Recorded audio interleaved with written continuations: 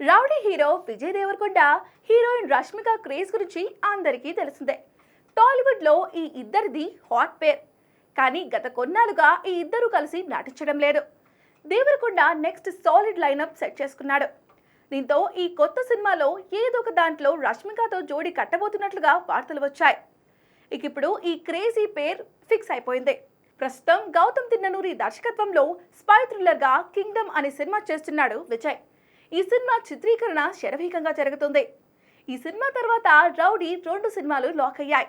అందులో ఒకటి రవికిరణ్ కోలా దర్శకత్వంలో గ్రామీణ నేపథ్యంలో సాగే యాక్షన్ డ్రామా కాగా, ఈ సినిమాను దిల్ రాజు నిర్మించనున్నాడు.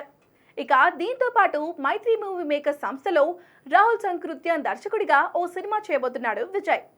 రాయలసీమ నేపథ్యంలో సాగే పీరియాడిక్ కథతో ఈ సినిమా తెరకెక్కనుంది. ఆల్రెడీ వీరిద్దరి కాంబోలో టాక్సీవాలా అనే సినిమా వచ్చింది.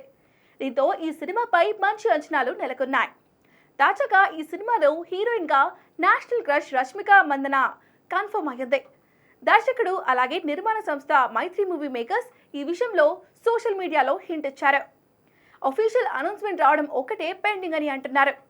దీంతో మరోసారి రౌడీ రష్మిక జంటను చూడడానికి ఎదురు చూస్తున్నారు అభిమానులు.